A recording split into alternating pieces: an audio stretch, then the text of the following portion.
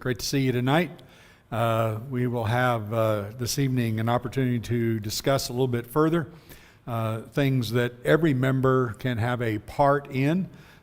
These will be things that we need to assimilate with and join together like a team. Not all of us can do everything, and I think I mentioned last week that one of the challenges when it comes to seeking those who are lost is that many times Christians are very intimidated by that because they're thinking only in one particular aspect, and that is actually teaching someone. And so we want to emphasize in the next number of lessons the parts that we can all play and that we have to work together. This has been something that I've noted happening for years and years and years, where even coming a lot of times from preachers, that preaching on being evangelistic means go out and teach someone. And that is really far, far from the truth. We need all of us as a team working together. I have a small part to play. You have a small part to play. We all play a different part. And when we put that together, we become like a baseball team or a football team or a basketball team. We're actually having different ways that we can benefit the work in the kingdom. So we're going to talk about a lot of that. Now this evening, we have talked about having proper compassion. We've talked about the importance of prayer and understanding that we're working together with God and that Jesus is at our side and helping us through these things. So in tonight, I want to first talk about the next step, and that is, can you invite? Now, many can. I think most can, but let's talk about how we can do that and what that looks like. So we're going to start with Luke chapter 5 and verse 27 through 32, and I'm going to ask you to join in with this and tell me what you see here that would help us learn what we can all do, a part that we can all play in inviting someone. So Luke chapter 5 and verse 27.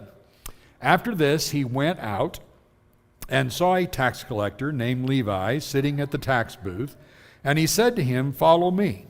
And leaving everything, he rose and followed him. And Levi made a great feast in his house, and there was a great company of tax collectors and others reclining at table with them. And the Pharisees and their scribes grumbled at his disciples, saying, "Why do you eat and drink with tax collectors and sinners?" And Jesus answered them, "Those who are well have no need of a physician, but those who are sick. I have not come to call the righteous, but sinners to repentance."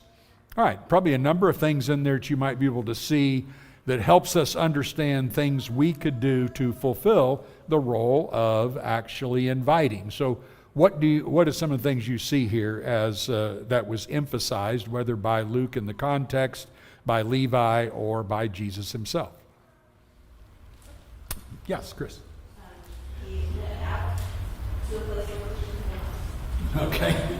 Yeah, he immediately goes to where Christians are not. That's all right. Where followers and believers are not. He goes to some friends, doesn't he? He actually goes and finds some of his fellow tax collectors and invites them. Okay, good. That's really important. All right. What else do you see?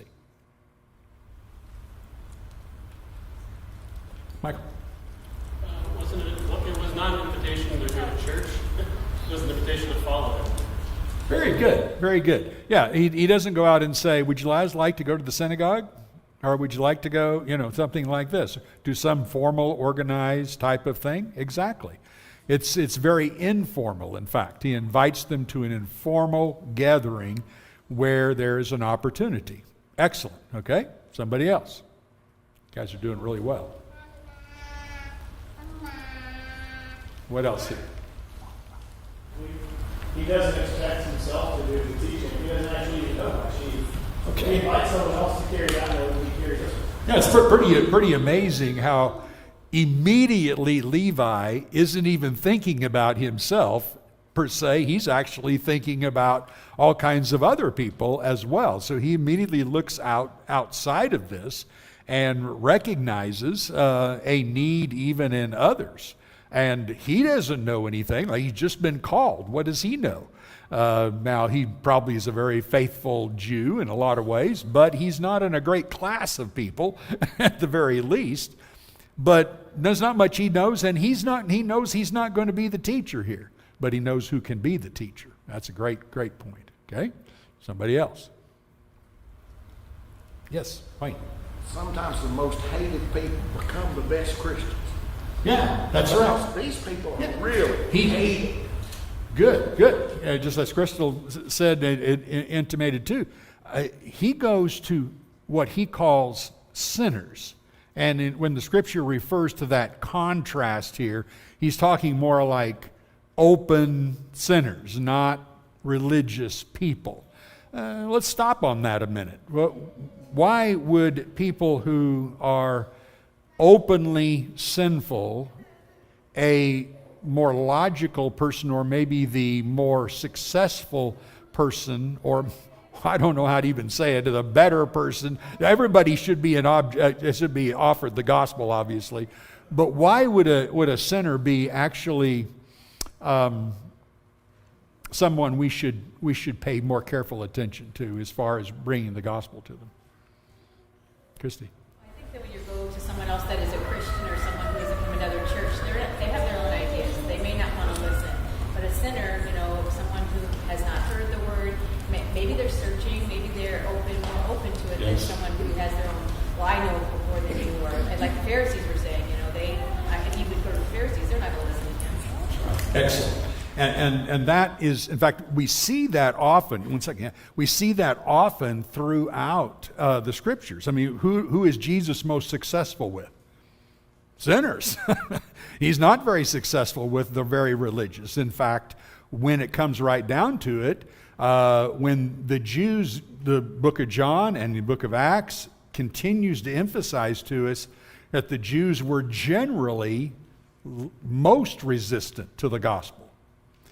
And those who were outsiders, Gentiles, they were far more accepting.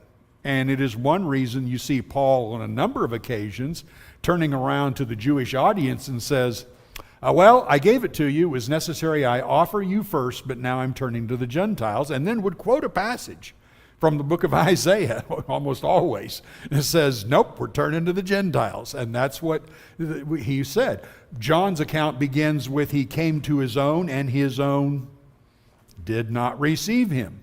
So you know enough about, and some of you don't, but you know enough about my work in California to know the contrast that I saw in California and at the West in general, I should say, as opposed to coming to the South.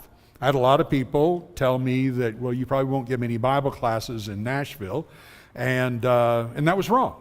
I have as many classes and can teach as many classes a day but the response is far different, no doubt. And the reason is because religious people tend not to have the full impact of their own sin. So it is like I have often said, there's one main way that people in California and people, say, in the South, or keep people in the West and the South, may be majorly different. The people in California and the West are sinners who don't go to church, and the people in more religious areas are sinners who do go to church. And they're both practicing the same sin. Every once in a while I hear a country or western, whatever they call that music anymore, country music song in which they're talking about at the same time of the wickedness they're practicing Saturday night and going to church on Sunday. And I always kind of crack up. I go, what kind of music is this? This is crazy. Some of it is good, but others of it is just really weird. But at any rate, that's really the idea. If you ever move to the West, or when I run into somebody who's moved here, I can be far more aggressive about asking them for a Bible class than I can to somebody who's grown up more in around a religious area. I'm sure Christy and Chip have experienced that in Minnesota too. Andy and I have talked a lot about this. Minnesota and California are very similar in that regard. You can be very direct. You can come right out and talk about it. First-time visitor at church anytime, I would always ask if they would like to study. About 90% of the time they'd say yes, and I'd never seen them before in my life, and they just dropped in. And yet that would probably be just about the opposite here in the South. Now, that doesn't mean anything as far as, and I'm reminding you this many times, that doesn't mean anything as far as what God defines as success.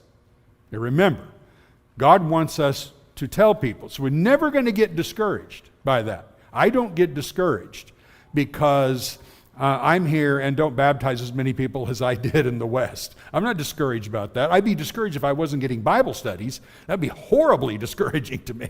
But we are getting Bible studies, and you're getting Bible studies, and we're having opportunities. That's what we're praying for. We want everybody to hear the gospel. That's only fair to them. Wayne. Don't see the need. They don't realize that there's a need. Yeah. But people that are really hit bottom, they know there's a need. Yeah, the people who hit bottom have a greater understanding of their need. But we should also add, yes, a more religious person in all his life may not recognize his need, but we also need to have maybe some ways greater compassion on that, because on people like that, because as Paul told Timothy in 2 Timothy 2:25 and 26, that they had been taken captive by the devil. And so, were we taken captive by the devil? Yeah. So we've got to be very, very careful how we look at other people and certainly give them an opportunity there. All right. Anything else in this that you saw? Yes. Oh, I had. Maura was going to say something. She had to go out, though. Yeah. This is a gathering that only Levi could have orchestrated because the people here are people from his social circle. They're his friends. Great observation. Levi was in a unique position to gather these tax collectors and sinners because that's who he's hung out with for quite some time. So he's in a very unique position that is something that is really cool to observe when you get involved in evangelistic activities. If you can find one person that responds to the gospel out of a particular segment or group of, maybe just openly sinners or whatever, it's amazing how you can get a multiplication effect, a little snowball effect, we used to call it. And one person goes, wow, and then they can tell somebody else. Whereas if I had directly gone to them, they probably would have turned it down. Chip. Just encourage you not to look outward at what other people's and their unique circles. I would say, look at yourself. You have also unique circles. Good. Great point. And that is the reason that we all need to rejoice and take advantage and understand the blessing of the different areas that we work in secular work. Those different areas open doors and give us opportunities. And if we were just staying by ourselves, which too many Christians and churches even have done, is we just kind of focus on each other, come to church and high-five each other that we're going to heaven and that kind of thing, then we're going to miss out on the identity God has given us and on compassion. That's not being compassionate. So God puts us in situations, sometimes uncomfortable ones, not a lot of fun situations, but those are great situations to have an opportunity. And sometimes our biggest obstacle is ourselves, because we can get really, really nervous and, well, I don't want to lose a friend and I don't want to, all those things. And I can tell you, at least in most parts of the United States of America, people are not going to turn around and mistreat you just because you ask them if they'd like to study the Bible. That's really rare. And usually you can still remain friends and stuff. Now, we have seen situations, Darlene and I had a situation where we're studying with someone and the sin they were living in, as we were reading through Mark, came up. And I knew right then, this lady, as soon as she gets a chance, she's going to drop this Bible study because she doesn't want to give up that sin. And that's exactly what she did. However, we rejoice in the opportunity to be able to teach her. And who knows what happens down the road. We don't know. We never make a judgment right now. Well, it didn't work. No, you don't know what's going to happen later on. You have done your job. Chip. I think another thing I observed in this passage is that Levi gives a banquet, but he's not deceptive about what it's about. He doesn't say, hey, come over to my house for dinner, then spring a surprise, hey, I want to talk about the Bible tonight. He literally invites people over for this express purpose to meet Jesus.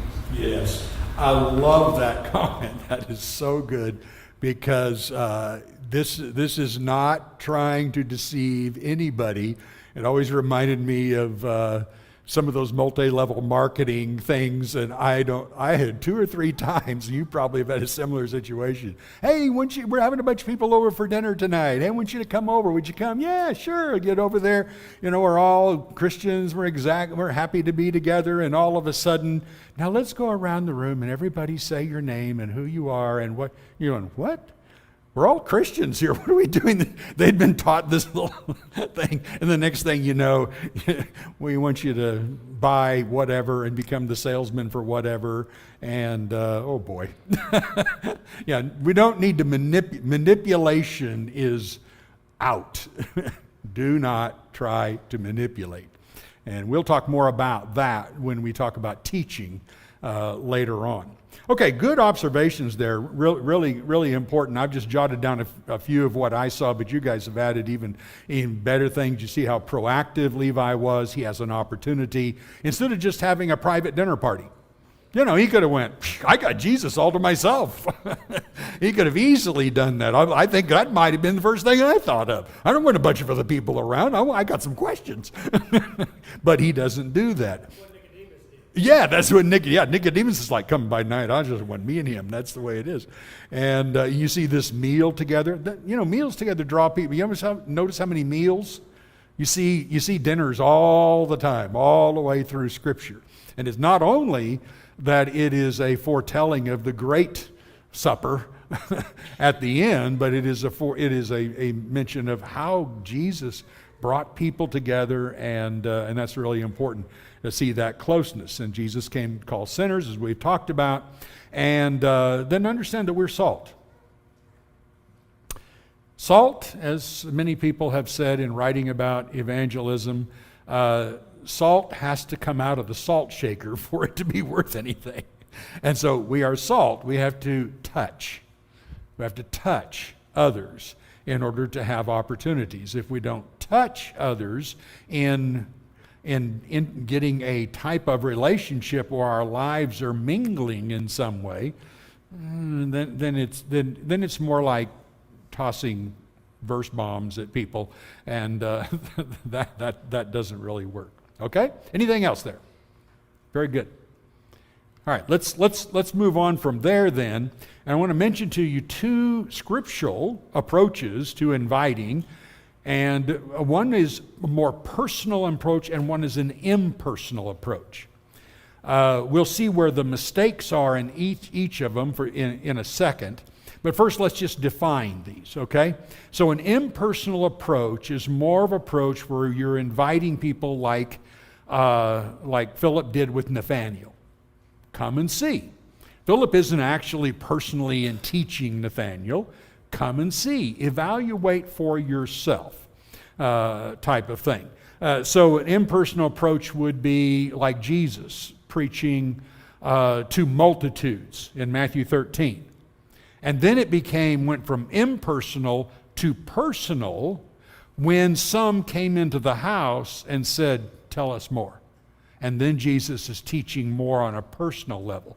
So he used kind of the broad invitation way out to preach to multitudes. So any preaching to a group is more impersonal because it's not down to one-on-one type of thing and getting to that level. So there's both kinds. I remember people would oftentimes, and maybe I'm sure some still do, is they'd get a card inviting people to church or to a Bible study, and after they ate lunch or dinner at a restaurant, they would leave their tip with the card together. Not a bad idea. Impersonal approach. All right, so that's great. I would say the only problem sometimes to an impersonal approach, if that's the only thing you do, okay, we need the personal, right? That would be obvious.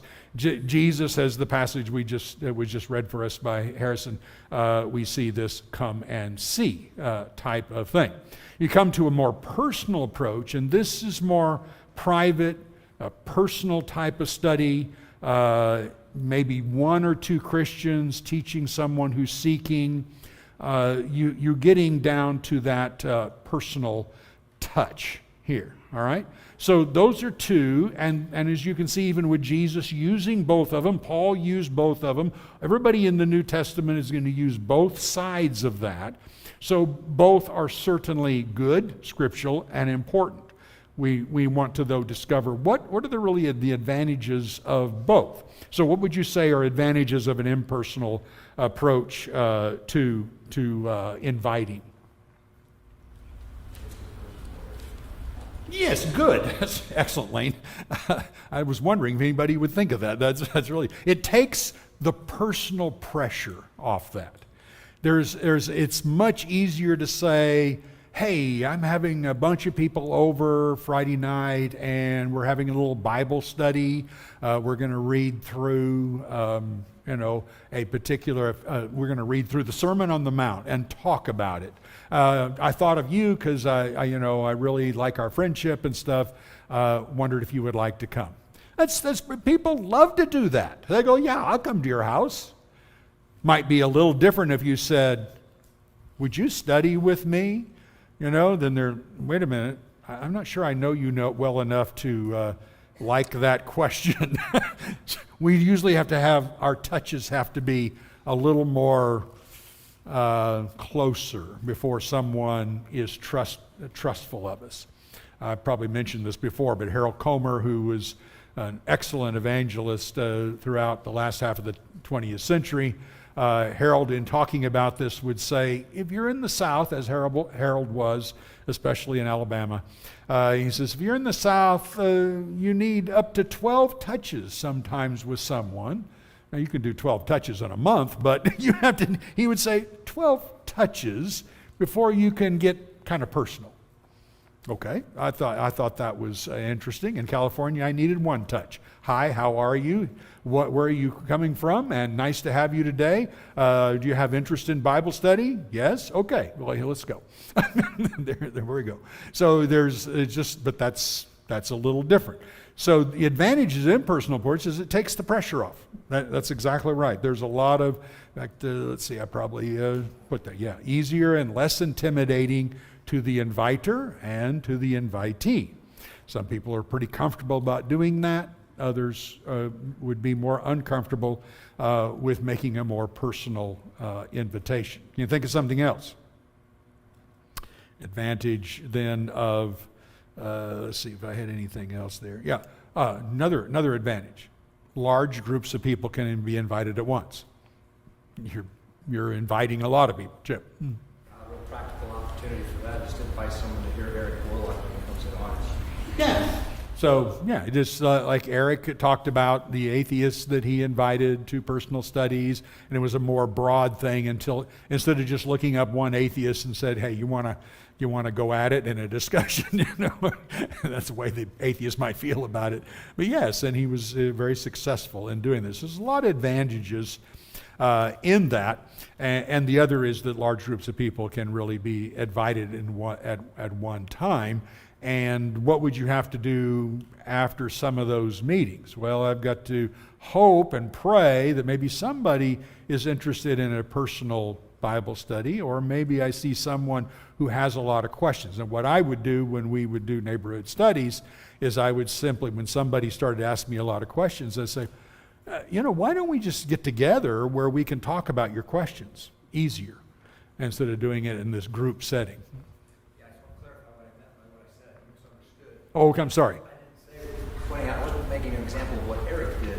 I'm saying there's an opportunity for us coming up next month to exercise an impersonal approach. Okay, sorry. Inviting people to hear him when Good. he's here at the end of August. Good. Yes, here's a more impersonal approach. Eric's going to be here at the end of August. Sorry about misunderstanding. Eric's going to be here at the end of August, and great weekend, and that would be a great opportunity to invite people. Very good. Okay, so then there's advantages to that. Now, what's the advantages of a personal invitation? Maybe a personal approach. Address a lot more specific issues. Yeah, good. There's going to be things that are much more difficult for people to ask or discuss in a group setting. Exactly. So if they're one-on-one, usually they're going to feel far more comfortable to say, here's where I'm coming from. Or you can have a longer discussion. Like one of the things that we always want to do in teaching is to listen a lot. Find out where they're coming. Ask a lot of questions. Don't see yourself as a teacher with a student, but a person who is a friend sharing with a friend and discussing a subject of mutual interest. So in that regard, we're letting this person tell us where they're coming from, who they are, what are they struggling with. Those are not things you would, in a group study, go, by the way, let's start with you over here. Tell us where you're struggling. Tell us what your major question is. So that would be very intimidating. I'm very shy in groups, and I still struggle with that. And if somebody is leading something and they pointed me out and asked me a question like that, I'd probably keel over in a faint. And so I'm always very feel a lot about how people like that might understand that. So that's exactly right. What else can we do here? At some point, the world runs on relationships. Impersonal is valuable, it has benefits, but if you don't get personal with people at some point, you'll reach a stopping point. That's right. The relationship is extremely important here, and that's what is so significant about the personal approach is we need to have that personal approach. When you read 1 Thessalonians 2, if you remember when Chip taught that, in chapter 2, remember the relationship Paul talked about with the Christians at Thessalonica. They even call it that today. I'm going to quit saying Thessalonica. But in Thessalonica, they had that person that they were so connected to Paul. They loved him deeply. Paul was to them like a mother that was a nursing mother and cared for them. And that was part of what won them is because of the care and love. When you think about that, one of the most important, if not the most important thing we must express to those who are not Christians is how much we love them. Extremely how much we care about them. And as has been said a lot of times, you can say it all you want, but if you don't do something about it, then they're not going to feel loved. Like with our neighbor, we would repeatedly drop everything to do something to make deeper connections with her. And that's the way that happens. We have to be able to lay our lives down for someone else. That's when Jesus talks about denying self for the sake of the kingdom and for his sake, that's where it lands most of the time. I'm busy. Don't be that busy. These people are our priority. And so that's really, really important. So, and then it enables, as was said, answering personal questions and reasoning together and having good conversations. So when you look at that, which approach should we use? There's an obvious answer to that, right? Both of them, yeah. Both of them can be used and should be used, the main thing, just as Adam just pointed out, is we don't want to use impersonal approaches exclusively and then claim we're teaching the gospel. Because if you don't get down to the relationship, then you're probably going to continue to fail. And I've known churches over the years, they're really good at the impersonal approaches, and they just keep saying, yeah, we do a lot of that. But who's connecting? Who's doing what needs? So what's the best and easiest way then to get an opportunity to invite? What would you say is the best and easiest way to get an opportunity to invite with probably the least amount of resistance? Pardon? I'm sorry. Well, if I want to get personal, though, I said, well, if I want to get personal, what would be the best and easiest way to make it so I have the best chance of getting a positive answer? Trying to get to know them first. Yes. Get a friendship. That's right. I've always described it as we usually have a lot of outer circle friends. Bring them in the inner circle. Bring them closer. When they're closer, what did Jesus do? He ate with publicans, tax collectors, and sinners. Pharisees are screaming bloody murder. And Jesus is going, it's hard for a doctor to heal somebody if he won't see them in his office. That's just a simple point. You have to get to know them. It is difficult for a friend to say no. I've told you stories before, but I have seen that over and again. I have had people tell me when I first asked them, I look on their face was, there isn't any way I want to do that Bible study. I could see it as plain as day. I knew them well enough to know that was not what they wanted to do. But we had developed enough of a friendship, they had to say yes. They just had to. The second time I asked them, now by the way, a little side note, you never ask somebody, would you like to study for the next 3 months? No. One study, 1 hour, that's all you're asking. After that study, would you like to study again? Never assume. Never get them to try. Don't try to get them commit to 3 months or something like that. All of us are going to turn. Can you imagine an insurance agent saying, I need to come over for the next 3 months to convince you of insurance? Oh my, please, I don't want to hear you the first time, much less 3 months of it.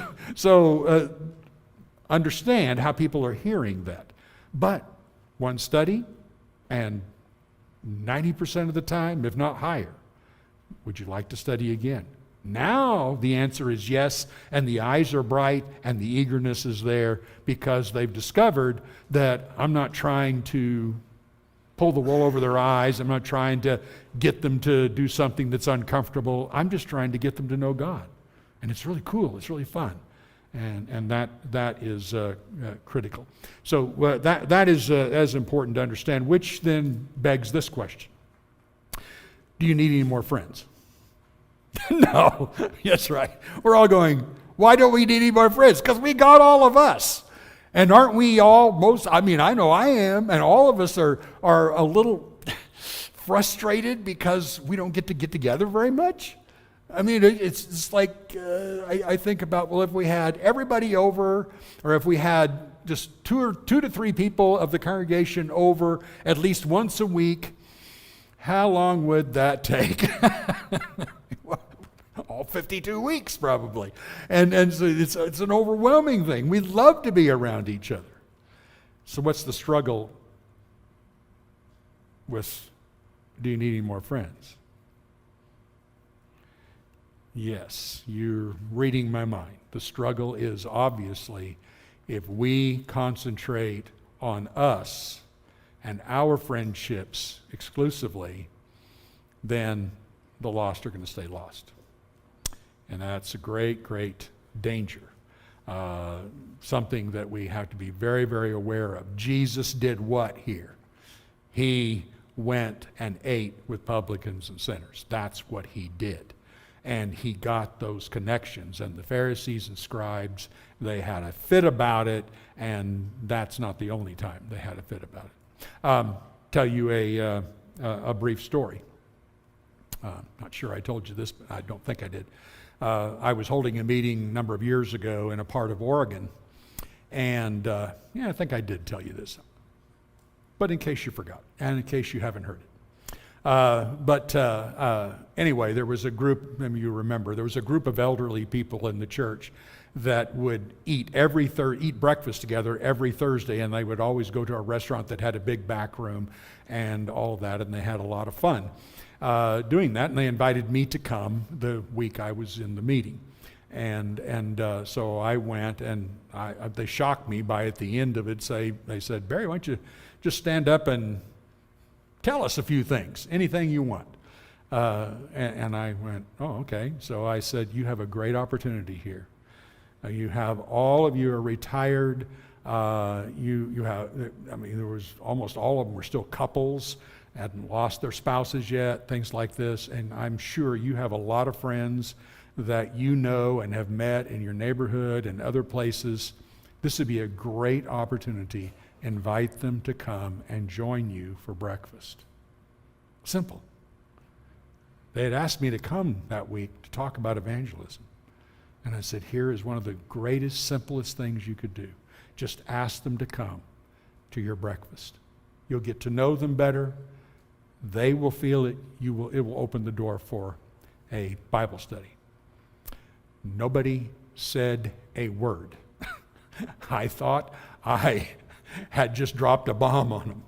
I walked out next to the preacher as we walked out of the restaurant, and I said, "Did I say something wrong?" And he goes, "No, they just don't want anybody messing up their nice little group." And he said it just like that. He was upset. There's one messing. And I thought, just like all of us. Yeah, we all have a little bit of that. Just want it to be us.